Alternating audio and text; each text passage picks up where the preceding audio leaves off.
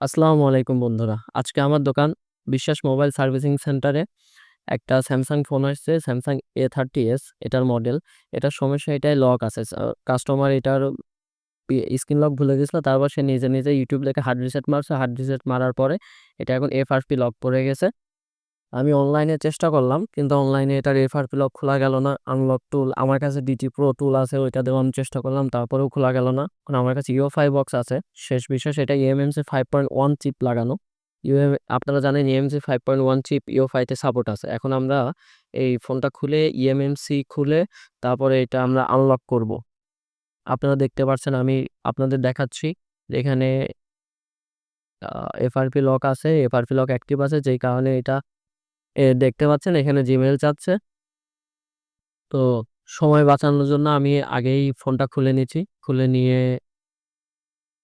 এই সাইডে যে টিনটা থাকে ওই টিনটাও তুলে নিয়েছি। তুলে নিয়ে আপনার থার্মাল প্যাড দিয়ে তারপর হিটসিঙ্ক পেপার দিয়ে সিপিইউটা ভালো করে কভার করে নিয়েছি। কারণ এটা ডাবল ডেকার সিপিইউ, অল্প একটু হিট লাগলে পরে আমার দেখা গেল মেমোরি আছে তোলার সময় অল্প একটু হিট লাগলে ওইটাও আমার তোলা লাগবে। তো তখন আমও যাবে ছালাও যাবে, অল্প একটু কাজের জন্য আমার অনেক সময় অনেক ব্যয় করা লাগবে। কারণ কাস্টমার আমাকে FRP লক আনলক করতে দিয়েছে, তখন তো আর ওইটার বিল আমি নিতে পারবো না তার কাস্টমারের কাছ থেকে। ওইটা একটু ঝামেলা হবে। কারণ আমি খুব সুন্দর করে যত সেভ আর কি থাকা যায় তত সেভ করে আমি কাজটা করতেছি। তো আপনারা সাথে থাকুন, দেখতে থাকুন, খুব সুন্দর করে এটা তোলা হবে। আর আমি ভিডিওটা একটু ফাস্ট ফরওয়ার্ড করে দেবো যাতে আপনাদের সময় বাঁচে। আমি মেমোরি আইসি তোলা থেকে শুরু করে মেমোরি আইসি রিভলভ টিভলভ সবগুলো একটু ফাস্ট করে দেবো।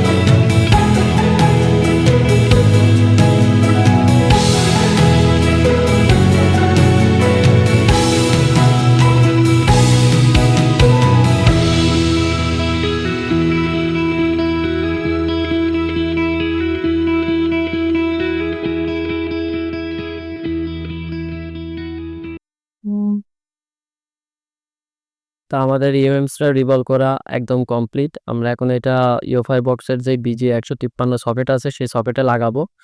লাগানোর পরে আমরা পিসিতে চলে যাব, চলে যাই ইএমএম পিসিতে চলে যাব। আমাদের ইএমএমসিটা ইউএফআই যে মেন অ্যাডাপ্টার আছে ওই অ্যাডাপ্টারে লাগাবো। লাগানো শেষ। ইউএফআই বক্সটা এখন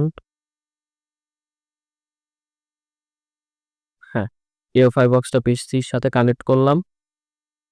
এখন ইউএফআই বক্সে যে ইএমএমসি টুল বক্স আছে ওইটাকে ওপেন করব। ইএমএমসি টুল বক্স ওপেন করা।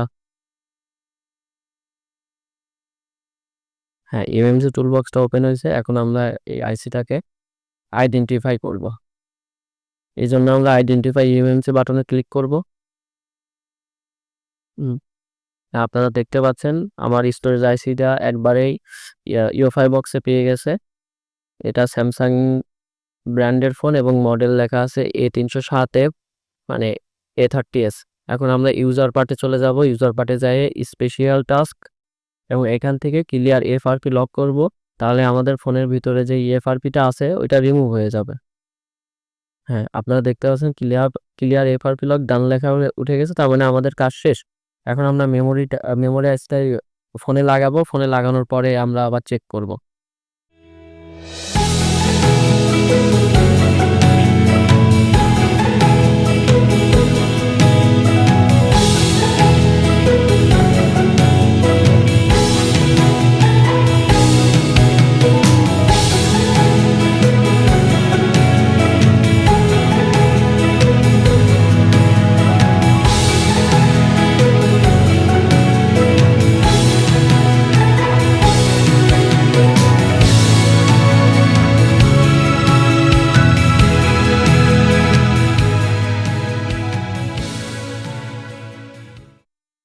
আমাদের ফোন লাগানো ওকে।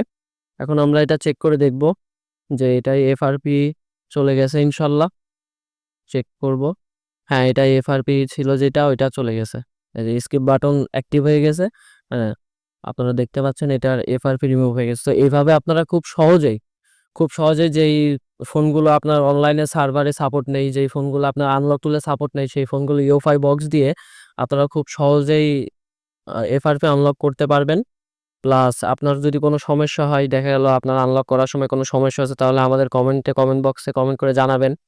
আমরা ওইটা যতটুক পারি সলিউশন দেওয়ার চেষ্টা করব ইনশাআল্লাহ।